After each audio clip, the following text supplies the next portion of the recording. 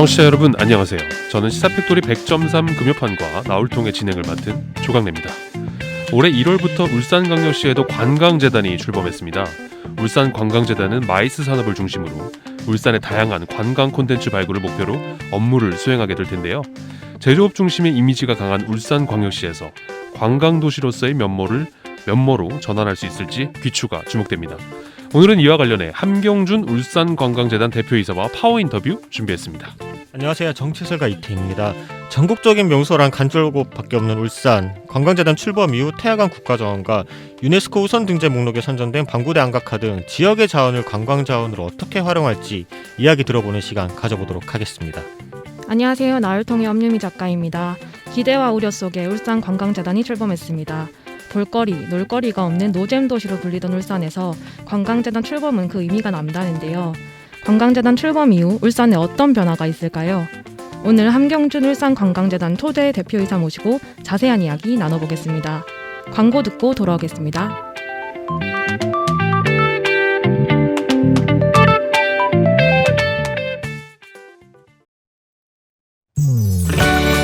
처음에 카메라를 드니까 손이 떨리더라고요.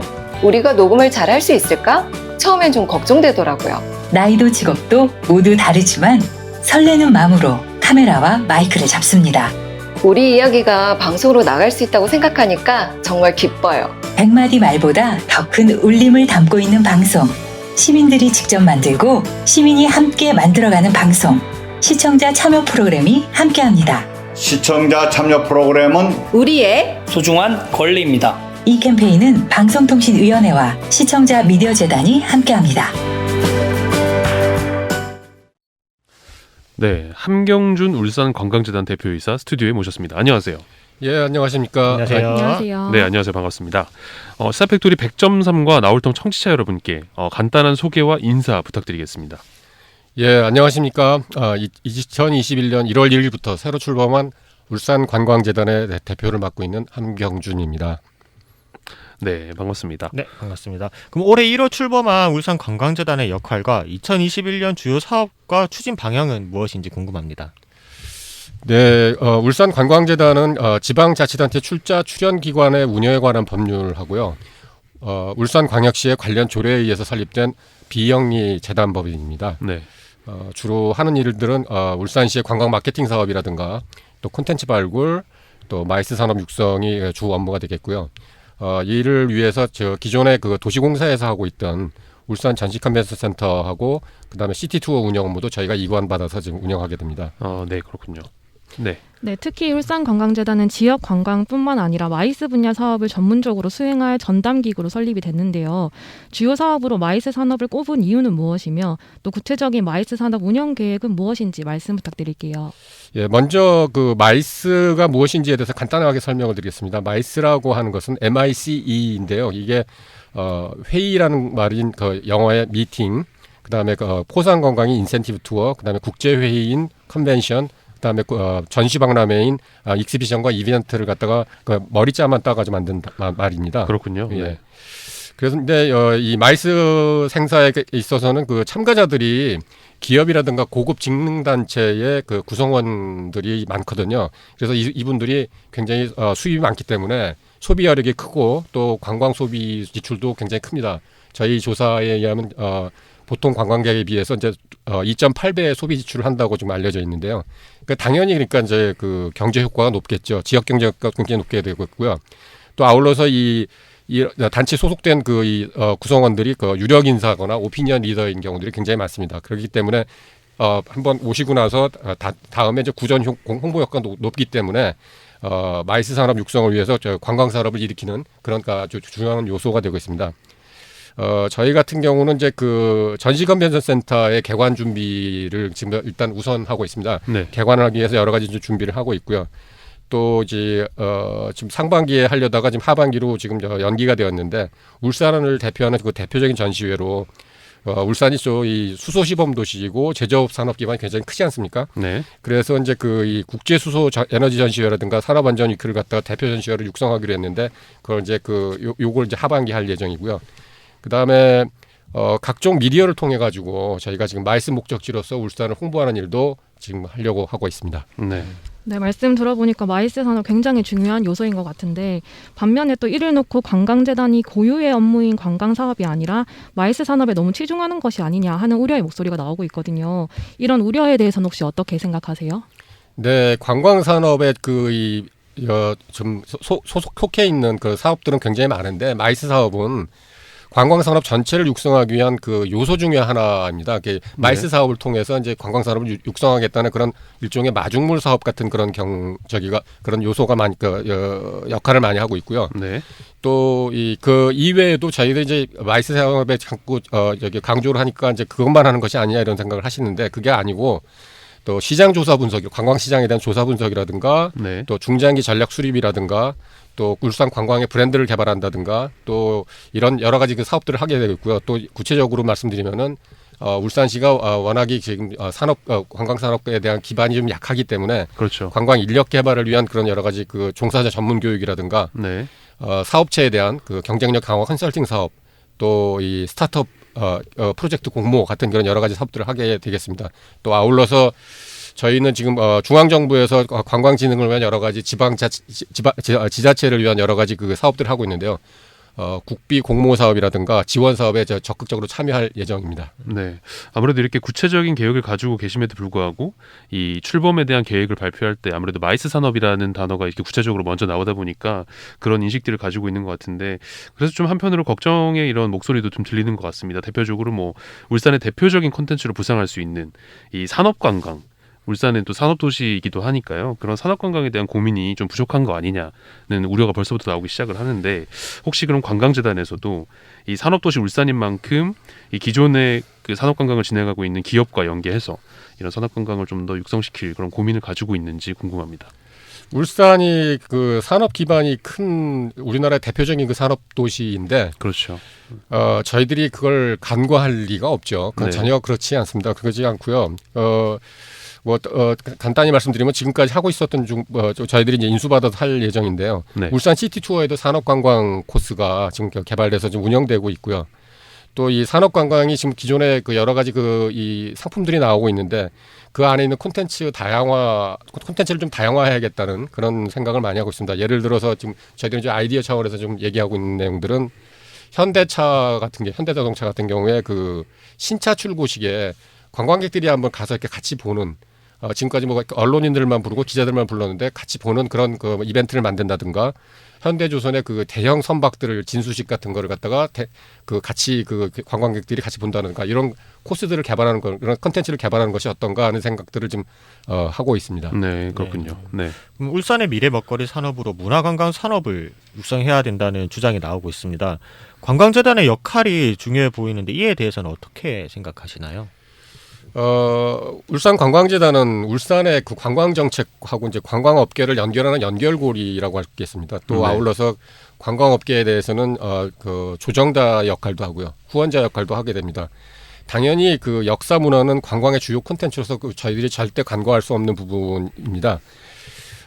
일단 그 전시 컨벤션 산업 쪽을 말씀드리면은 울산 전시 컨벤션 센터가 이제 개관이 되게 되면은 네. 당연히 이제 거기에 그 국제회의 기획사라든가 여행사라든가 또 전시 사업자 같은 그런 여러 가지 관광 관련 그 사업체들이 창업이 되게 되겠고요.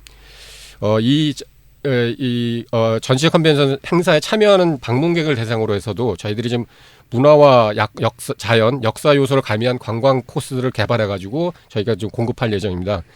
이게 이제 저희들 얘기는 이제 행사 전 프리 앤 포스트, 행사 끝나고 포스트 투어라고 그러는데 그런 프로그램들을 만들 예정이고요. 또 요즘에는 이제 그 관광 사업체들이 상당히 이제 기술 기업화하고 있습니다. 뭐 AI라든가 블록체인, 뭐 가상현실 같은 이런 여러 가지 기술 요소들을 이용해 가지고 기술 기업화하고 있는데요. 이런 경향이 가속화되고 또 개별 관광도 확대되고 융복합화도 되고 이런 여러 가지 사업 이 환경에 적극적으로 대응하고 신속하게 대응하는 그런 도전적인 관광 기업을 육성한 것이 좀 필요하다고 좀 저희는 생각하고 있습니다. 네. 네, 코로나19 이야기를 안 할 수가 없어요. 모두가 힘들었지만 특히 관광 산업은 전례 없는 위기를 맞이했는데요. 코로나19의 장기화 속에서 지역의 관광 산업 활성화를 위한 울산관광재단의 타겟책 무엇이 있나요? 네, 코로나 때문에 저희들도 지금 굉장히 고민이 많습니다. 네. 근데 20년에 작년도에 2020년에 관광업 매출 손실만 해도 14조 한 1,000억 정도가 났다고 지금 그 문화관광체육부에서는 지금 이제 조사가 되어 있고요. 네. 그렇지만 저희가 지금 백신이 접종이 되고 있기 때문에 하반기에는 이제 호전이 좀 되지 않을까 하는 그런 희망을 가져봅니다. 또 아울러서 이 해외여행도 지금 거의 막혀 있는 상황이거든요. 그렇죠. 근데 해외여행 부분에서도 지금 코로나 상황 관리가 그 양호한 국가 간에 격리 없이 한번 인적교류를 해보자라는 그 트래블 버블이라고 합니다. 트래블 버블 제도가 지금 검토 중에 있고요. 저기 국토부에서 지금 용역 중에 있습니다. 거기에 이제 도입될 것 같고요. 또 이 단기적인 대책으로 중앙정부 차원에서는 관광진흥기금에서 운영 자금이 약 한 6,940억 정도 올해 계속 이제 풀려 나갈 예정입니다. 또 저희 관광재단 입장에서는 일단 이 사람들 간의 모임이나 접촉이 지금 많이 제한되고 있기 때문에 비대면 관광 형태라고 할 수 있는 저희는 이제 DIT 관광 모델이라고 그러는데요. DIT라고 하면 드라이브인 스루라고 해가지고요. 그게 요즘 많이 유행하는 차박 여행의 네. 아주 진화된 형태입니다. 여기에 지금 울산의 그 관광 요소들을 특화 요소들을 넣어서 상품화하는 그런 작업을 좀 할 예정입니다. 네. 조금 아픈 얘기인데 울산은 이제 청년들 사이에서 노잼 도시라고 불리고 있습니다. 문화예술이나 이제 관광 분야의 기반이 약한 도시 이미지가 관광재단 입장에서는 긍정적인 요소는 아닐 것 같은데 어떻게 생각하시나요? 노잼 도시라고 얘기 안 해주셨으면 하는 게 제 바람입니다. 근데 일단 저희가 이제 객관적으로 볼 때 울산은 이제 고소득층이 거주하는 그런 산업 도시이고 소비 도시입니다. 그러니까 소비력이 굉장히 큰 도시입니다. 그렇기 때문에 이런 높은 수준의 거주자들을 위해서 도시 기반 시설, 예를 들어 말씀드리면 도로라든가 공원이라든가 쇼핑센터라든가 문화 시설들이 굉장히 우수한 수준으로 지금 구비되어 있습니다. 근데 이런 기반 시설들이 일단은 방문자들을 위한 것으로 활용되도록 이제 관점의 확장이라든가 관점의 확대가 좀 필요하다 이렇게 좀 생각하고 있고요. 네. 이를 위해서 거기다 좀 덧붙여서 말씀드린다면은 관광도시로서의 울산의 이 브랜딩 작업이 좀 있어야 되지 않겠나 하는 생각을 하고 있습니다. 울산이 뭐 노잼 도시라고 하지만은 그렇지 않습니다. 죄송합니다. 네, 괜찮습니다. 네. 산도 있고요, 바다도 있고요, 강도 있고 문화자원도 있고 도시 환경도 한꺼번에 다 몰려 있습니다. 이런 것이 다 한꺼번에 몰려 있기 때문에 마케팅 컨셉을 일관되게 만들어가지고 적용하고 또 이 컨텐츠를 제대로만 개발한다면 모든 관광 요소를 갖다 한 번에 즐길 수 있는 관광 목적지로서 경쟁력이 있다고 저는 생각하고 있습니다. 네. 또 좀 아픈 얘기를 드려야 될 것 같아요. 이게 울산의 대표 관광지로 간절곶이 있지만 이게 좀 그마저도 새해 1월 1일 말고는 방문객이 없죠. 그리고 이게 참 안타까운 현실인데, 담양의 중록원이나 순천시의 수천만과 같은 이제 전국적인 관광지 브랜딩을 할 계획이 있으신지, 이번에 얼마 전에 좋은 소식이 있었죠. 방구대 안각화 우선등재 목록 선정된 것처럼 울산에 있는 자원을 어떻게 전국적인 관광지로 브랜딩을 하실 건지 좀 궁금합니다. 담양의 중록원이나 순천만이 부러우신 것 같은데 중록원 같은 경우는 저희들이 갖고 있는 요소들 중에 바다가 없습니다. 도시 환경이 없고요. 네. 그다음에 순천시의 순천만 같은 경우도 마찬가지로 산이 없고요. 도시 환경이 없습니다. 저희들은 다 갖고 있습니다. 뭐가 그렇게 부러우신지 나는 제가 이해할 수가 없고요. 솔직한 말씀입니다. 네네네. 그리고 이런 관광지 브랜딩 작업은 아까 말씀드렸다시피 저희가 이제 관광객 유치를 위한 마케팅 중장기 전략을 만들 예정이거든요. 거기에 이제 브랜딩 계획이라든가 전략도 포함돼서 저희들이 만들 예정입니다. 그러면은 이렇게 산과 바다, 강이 이렇게 많은데 그럼 오히려 너무 그러니까 집중을 못하고 여러 가지를 한 번에 실험을 해보려다 보니까 선택과 집중에서 약간 뭔가 문제가 발생하지 않을까라는 생각이 들기도 하거든요. 근데 그렇게 생각하실 수도 있는데 다 있다라고 생각하십시오. 모든 것을 다 가지고 있다. 오히려 풍부하다. 다 갖고 있다라고 생각하십시오. 한 번에 여기서 2, 3일만 머물게 되면은 한 번에 모든 것을 관광의 중요한 요소는 다 볼 수 있다라고 생각하시면은 그런 컨셉을 잡아서 해야 된다는 것이 저희들의 이제 생각입니다. 그렇군요. 알겠습니다. 네. 이어서 질문을 하도록 하겠습니다. 울산관광재단은 특성상 지역의 민간단체 및 활동가를 대상으로 이 지원 사업을 운영할 텐데 울산의 타 재단 및 기관의 지원 사업에 이렇게 참여하신 이 활동가 분들 사이에서 이 행정 간소화가 필요하다는 의견이 많이 나오고 있는데요. 앞으로 관광재단이 활동을 이제 하면서 사실 좀 겪게 될 또 부분이 아닐까 좀 조심스럽게 좀 예측을 해보는데 이에 대해서는 또 어떻게 생각을 하시는지 궁금합니다. 그 행정 간소화와 관련해 가지고는 저희들이 국가 예산을 집행하는 지출하는 그런 사업들을 하고 있습니다. 네, 이게 혈세인데요. 마음대로 쓸 수는 없죠. 마음대로 그 임의대로 쓸 수는 없습니다. 그렇습니다. 그래서 이제 네. 물론 이런 컴플레인이라든가 이런 불만들에 대해서는 얘기를 많이 듣고 있는데 행정 간소화를 위한 노력은 저희들이 하겠는데 그렇지만은 최소한의 객관성이나 공정성이 보장될 수 있는 수준은 유지해야 된다는 것이 제 생각입니다. 네. 네, 알겠습니다. 이제 함경준 대표이사님 좀 개인에게 제가 궁금한 게 있어서 질문을 드리려고 하는데요. 대표이사님께서는 한국관광공사 또 경기관광공사 등 주로 수도권에서 활동을 하셨더라고요. 근데 지금 이제 수도권이 아닌 울산 지역의 관광 활성화를 하기 위해서는 차별화된 전략이 필요해 보이는데 이런 지역 특성을 고려한 관광 정책을 혹시 고민하고 계신가요? 네, 대충 짐작하시겠습니다만 울산은 관광 산업 발전의 아주 초기 단계고요. 그 관련 여행사라든가 국제회의 기획사 같은 그 관광 관련 사업체들도 많지 않습니다. 네. 그래서 저희 그다음에 이 관광 마케팅 중장기 전략 체계도 지금 제대로 확립되어 있지 않고요. 또 이 체류 관광객 그러기 때문에 우선적으로 저희 같은 경우는 이제 그 체류 관광객을 좀 체류 기간을 늘리기 위한 숙박 인프라가 좀 정비가 좀 필요하다. 근데 숙박 인프라를 위해서는 호텔을 많이 지어야 된다. 호텔을 많이 지으려면 사실은 시간이 많이 걸립니다. 그래서 네. 단기적으로는 생활 숙박 시설이라든가 기숙사라든가 공유 숙박 제도를 도입한다든가 이런 단기적 대책을 먼저 좀 해야 되지 않을까 이런 생각을 하고 있고요. 네.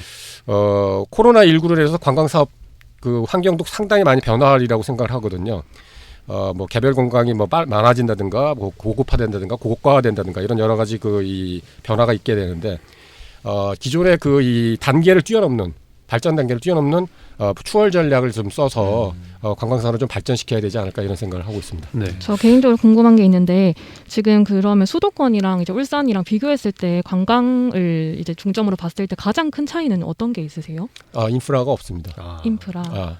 인프라 구체적으로 어떤 인프라가? 아까 세 가지 인프라를 말씀드렸습니다. 네. 소프트웨어적인 것도 있고요, 하드웨어적인 것도 있고요, 네. 마인드적인 것도 있습니다. 아까 모두에 잠깐 말씀드렸다시피 관광 산업에 대한 사람들이 인식을 갖고 있어야 됩니다. 모든 사람들이 시민들이. 그러니까 아까 도시 기반 시설을 갖다가 관광객도 거주자뿐만 아니라 관광객도 이용할 수 있다라는 생각을 가져야 된다. 치안 서비스도 마찬가지고요. 관광객이 다 이용한다라고 생각을 정책 당국자나 아니면 시민들도 가지고 계셔야 그래야지만이 관광에 대한 산업 기반이 완성이 되고요. 소프트웨어 같은 경우는 이런 운영 체계라든가 사업체 육성 체계라든가 이런 체계들을 갖추고 있고 전략을 갖추어야 되고요.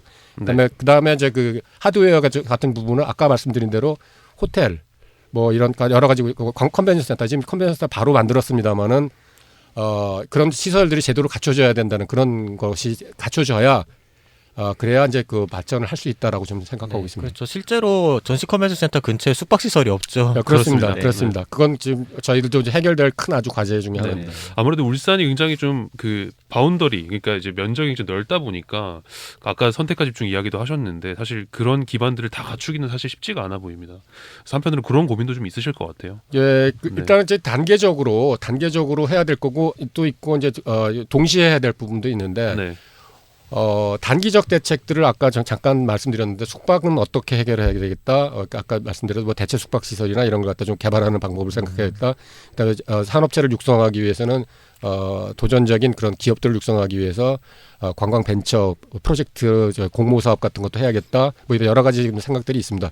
그리고 이제 그거 이외에도 이제 장기적으로 많이 생각해야 될 부분들은 아까 사람들의 마인드를 마음을 바꾸는 것이 굉장히 시간이 많이 걸리기 때문에 이건 어떤 우리 사업의 성과나 사업의 실적을 통해서 사람들한테 시민들한테 홍보하고 알려드리고 또 이렇게 교육시켜드리는 그런 과정들을 좀 갖춰야겠다는 생각을 하고 있습니다. 네, 제가 추가로 한 가지 좀 질문을 더 드리면 이제 관광 산업 같은 경우는 또 어느 산업만큼이나 물적 자원이 굉장히 중요한 걸로 알고 있는데 방금도 숙박 시설 말씀도 하셨고 울산 같은 경우는 도시재생 누진 사업이 굉장히 많이 지금 국토교통부에서 하는 도시재생 누진 사업이 한 14개 지역이 지금 하고 있습니다. 그래서 관광 같은 경우는 또 다른 분야와 이제 그 협업을 하기가 굉장히 좀 수월해 보이고 또 필요로 해 보이기도 하는데 이 도시재생을 활용을 해서 예를 들면 뭐 유휴 공간을 활용해서 숙박시설로 전환을 한다든지 이런 고민들이나 그런 것들을 가지고 계신지 궁금합니다. 당연히 그 도시재생 사업에 대해서 그 요소가 관광적인 요소가 굉장히 많죠. 그 네.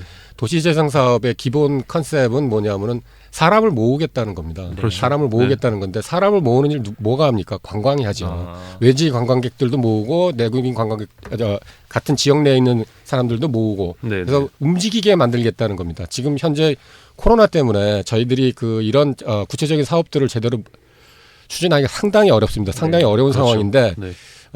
당연히 그 이 도시재생 사업의 그런 여러 가지 프로젝트들과 관광재단이 협업해서 좀 해결책을 만들어내야 되지 않겠나 하는 생각을 좀 저희가 하고 있습니다. 네. 네, 그러면 이제 마지막으로 출범한 지 얼마 되지 않은 울산관광재단의 초대 대표이사로서 앞으로의 포부와 각오를 조금 소상하게 부탁드리도록 하겠습니다.